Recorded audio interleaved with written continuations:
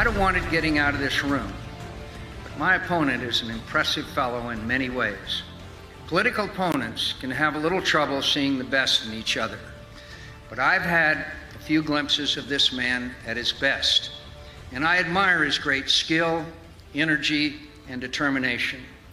It's not for nothing that he's inspired so many folks in his own party and beyond. I can't wish my opponent luck, but I do wish him well. Hi again, everyone. It's 5 o'clock in the East. That was the late Senator John McCain, right about this time in the presidential campaign in 2008. It was days before his defeat to then Senator Obama, a more noble time when presidential candidates actually respected one another and the peaceful transfer of power, when Republicans could speak their minds without fearing a mean tweet from a mercurial wannabe dictator or the anger and rage of his base. Fast forward to 2020, and the Republican Party has essentially become a rubber stamp for Donald Trump, bending over backwards to justify his insults, his cruelty, his whims, and his embrace of conspiracy theories. If they had anything bad to say about the president, they've kept it to themselves. But not so much anymore. As Donald Trump's poll numbers continue to plummet, threatening their hold on the upper chamber, Senate Republicans finally seem to be channeling a teeny smidge of their inner John McCain, airing their private thoughts in public and trying to jump off the runaway Trump train. Here's some of what Nebraska Senator and occasional Trump critic Ben Sasse had to say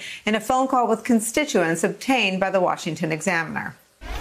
I'm worried that if President Trump loses, as looks likely, that he's going to take the Senate down with him. I'm now looking at the possibility of a Republican bloodbath in the Senate, and that's why I've never been on the Trump train. It's why I didn't agree to serve on his reelection committee, and it's why I'm not campaigning for him.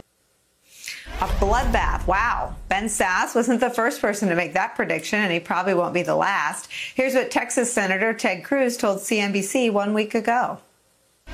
I think we could lose the White House and both houses of Congress, that it could be a bloodbath of Watergate proportions. And I don't recall an election in my lifetime where the delta, the spread between those two was as dramatic as it is. And it makes this a very uncertain election.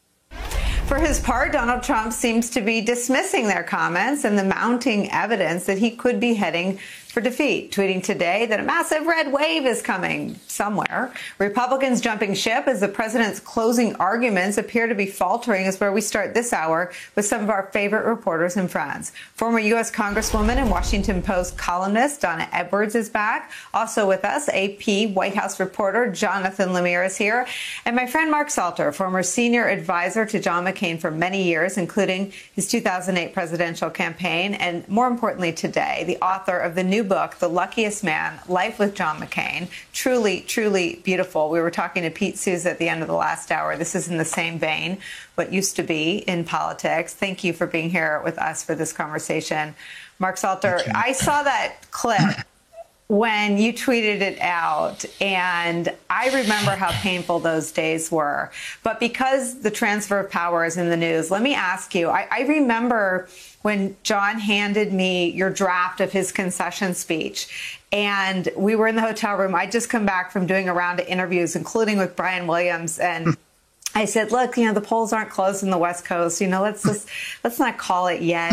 And they weren't the most fun interviews I'd ever done, but I was happy to do them for John. And I remember walking into the room and he came over to me and he must have seen some of them. He watched everything, but he handed me your speech. He handed me the draft of his concession speech, and he had wet eyes and he said, read it. It's the best one he's ever written. Why was the transfer of power in that election so important to him?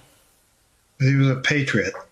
And that's how a patriot accepts defeat in this country, or is supposed to accept defeat in this country.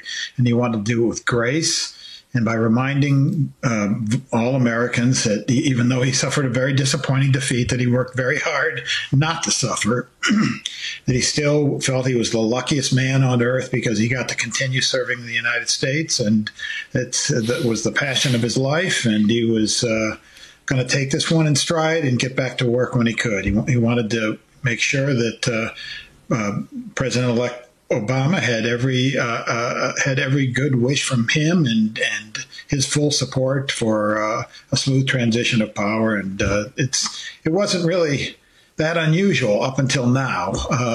That's really how people are generally taught to behave in politics. But, when you look at that clip of the L. Smith dinner, it just feels like a lifetime ago now. And I'll give Donald Trump this. He makes every year feel like a decade, and it makes me feel older. But anyway.